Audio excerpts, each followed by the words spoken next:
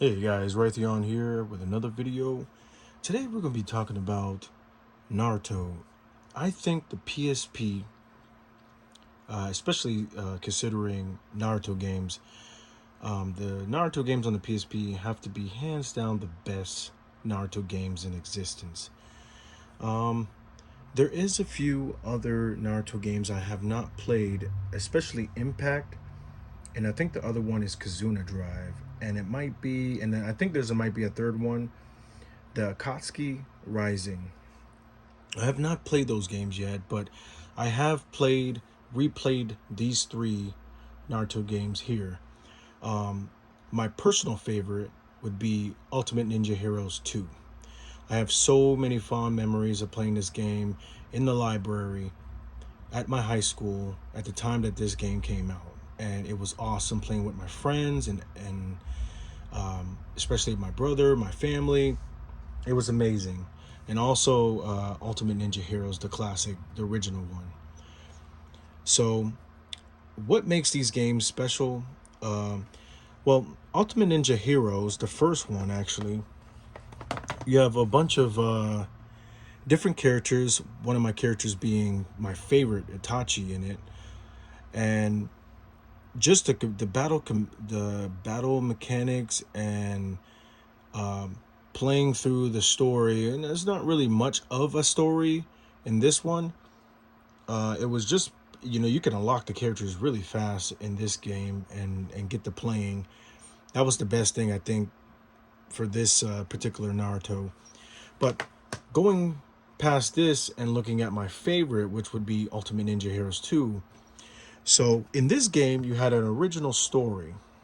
It was Everything was typed out for descriptions of different characters that introduced themselves, and it was original story. It was voice casted perfectly. Had all the voice actors in the game, and this is an original story. You would have to play this. I don't want to make any spoilers, but essentially, um, you are climbing different levels in this tower, and you climb up to eventually get to the ending where you fight the boss or whatever, and you unlock characters along the way as well as the third Okage. And it's just a wonderful game, man. A very great experience that I had between the original and this game. um, Took a while for me to rebeat this game. I think it's the essentially like the grind that you have to do. You're in the game grinding a lot, whether it's saving your points, whether doing mini games. There's a bunch of things that you could do in this game to get you to that point where you're getting to beat it, pretty much. And there's other alternatives to lock characters as well if you don't want to go through the whole Phantom Tower, the fortress, pretty much. Really great game. I really liked it. I really enjoyed it a lot.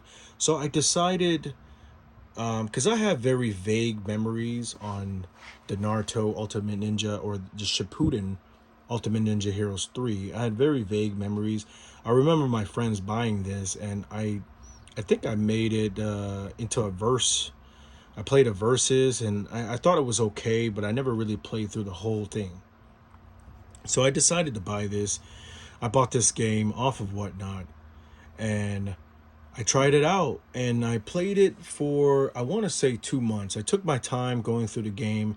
This game has its issues. It was not really voted as a really great game to play on the PSP and a great Naruto game. It had its flaws. Now, versus these two are, I would consider, the top best games, uh, with the exception of Impact, because I never played Impact, and Akatsuki Rising.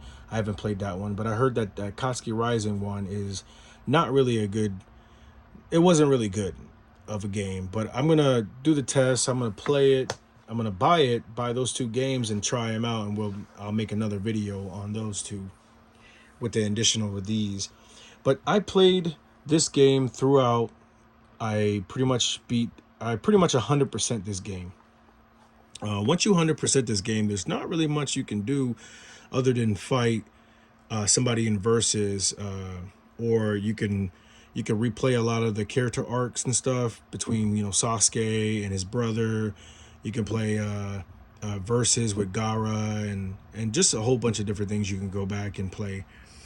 But I played this game through, and what I came to the decision of is it is very, very tedious having to go through each and every single arc. And don't get me wrong, I love a good replaying the arc and stuff, but it was very grindy of a feeling of this game. And I think this is why it didn't really receive a lot of the great attention that the other two games did. So when you start out, you don't have any of the characters that you want. You don't have Sasuke, you don't have Itachi, you don't have Pain, you don't have any of the Sasuke's. I guess is just his teammates that he remakes. You don't have Jiraiya, you don't have any of that. You start off with the bare minimum. Not only that, this game, you don't have a lot of the options and moves that the main characters have. So you don't have you have to grind to get these items, to get these certain move sets for each character, and that could be very tedious. I mean, it was tedious for me because I was just like, I'm a Neji fan, I'm a big Itachi fan. I like Sasuke. Occasionally I like Naruto, and I love Rock Lee. And it just became to a point where it was just very grindy, and it didn't make me want to actually continue to play the game. Now, there are missions in this game that you have to play, and each mission has its own little game mechanic. Sometimes you'll do a versus between another character. Let's say, for example, Sasuke and his brother. You do a versus with that. You'll fight them. Some stages, you'll have missions where you pick a character. Let's say you pick Lee, and it'll tell you the battle. It'll have like different battle conditions, and pretty much what you have to do is you have to fulfill those conditions. If you don't make those conditions, then you have to start all over. So you can get my point where it can get kind of annoying. But so when you start off the mission, let's say the mission will say break a certain amount of boxes. So you pick me. What I did is I kind of cheated a little bit. So I'll either pick Guy Sensei or Lee, equip them. And that's another thing you can do. You can equip these different characters with different skills and assets and stuff. So I'm going in depth in this because these two don't have really much of an explanation when it comes to this different of a game. But so you can equip them with higher speed, and you can play through that specific mission with the speed boost, strength boost, defense boost, whatever.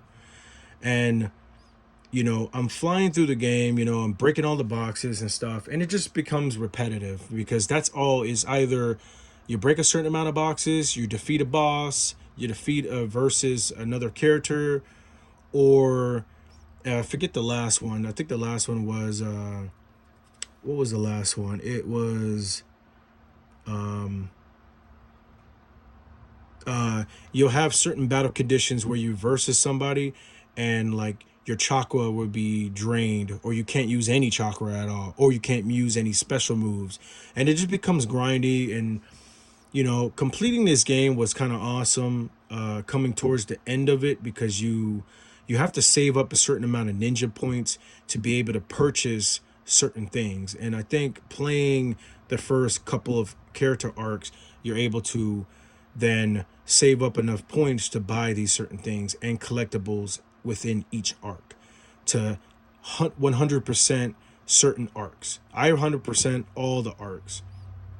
So that was a plus for me. I wanted to completely 100% this, and you can get different wallpapers for this game also for your PSP to customize it.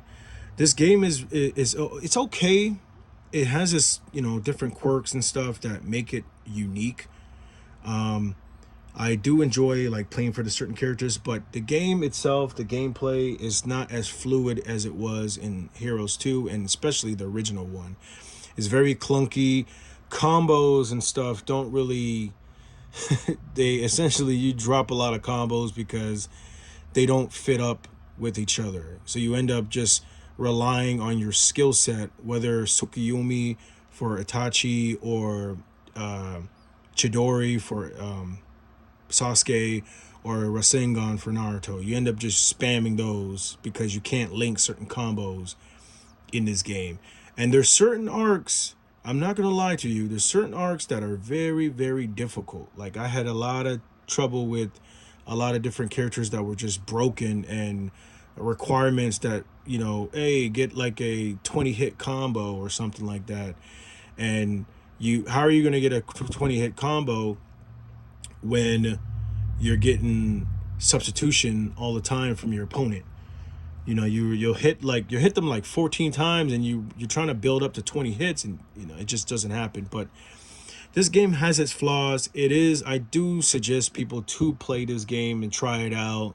You know, get through a couple of the arcs, and then it starts to get interesting a little bit. The story is the same thing, it's voice acted. It's great. Just not as fluid in the play style and the gameplay as the other two ones. But definitely, out of all these games right here, like I said, my favorite would be Ultimate Ninja Heroes 2. I have a lot of memories with that, like I said, and I suggest everybody to play that. I will be making an update for this video, and I will play Impact, and I will play the Akatsuki Rising, and I will let you guys know my thoughts and concerns on that one. This has been Rhytheon, guys. Don't sleep on these Naruto games on the PSP. You guys take care. Peace.